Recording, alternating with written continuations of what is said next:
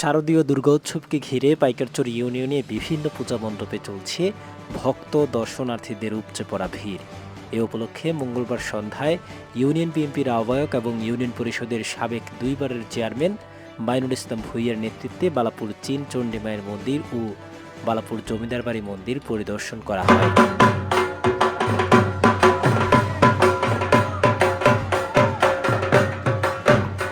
এ সময় উপস্থিত ছিলেন ইউনিয়ন বিএনপির যুগ্ম আহ্বায়ক রতন মিয়া, ছাত্রদল ও যুবদলের বিভিন্ন পর্যায়ের নেতাকর্মী সহ স্থানীয় বিএনপির অসংখ্য নেতৃবৃন্দ। প্রত্যেকটা পূজা মণ্ডপ যেন সুষ্ঠু সুন্দরভাবে যেন তাদের ধর্মীয় কাজগুলি তারা সম্পূর্ণভাবে শেষ করতে পারে।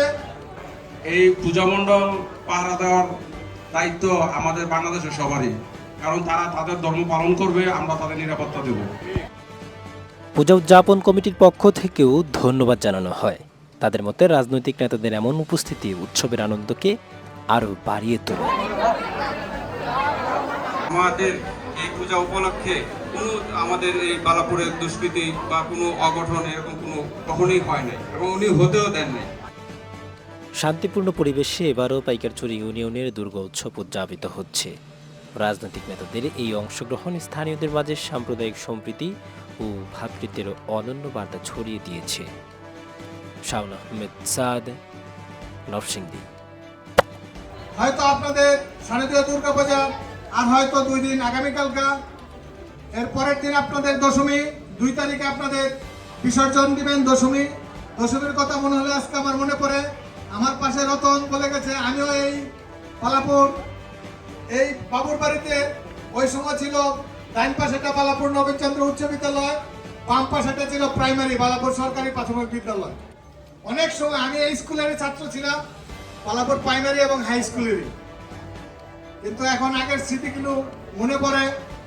ওই সময় আরো সুন্দরভাবে জাঁকজমকভাবে পূজা করতো এবং আমরা যে সময় ছোট এরও আগে আরো সুন্দরভাবে পূজা করতো। ওই সময় নাকি এটা ছিল বাবুর বাড়ির আটচালা, এখানে ভারত থেকে 52 ভান টিনের আটচালা ছিল।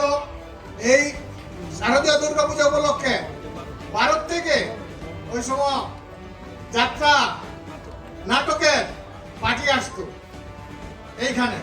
হয়তো আজকে এই প্রজন্মের যারা ছোট তারা কিন্তু এই ব্যাপারে তাদের কোনো জানা নেই।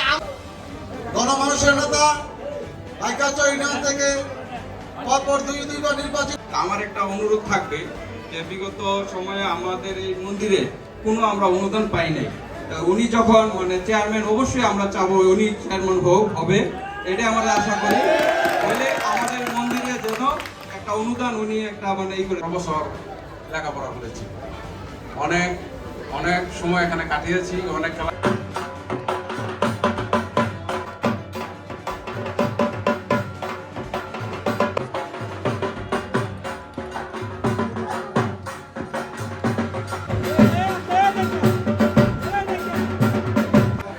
ছেলে রাজন ভূঁইয়া এবং উপস্থিত আছেন শ্রী শ্রী আপনাদের দুর্গাপূজা আমাদের ভারপ্রাপ্ত চেয়ারম্যান তারেক রহমান, ওনার প্রতিটা পূজায় বালাপুর পুরাঞ্চল বিভিন্ন পূজাতে এবং মাধবদী অত্যন্ত ভালো মনের মানুষ, সহজ সরল মানুষ।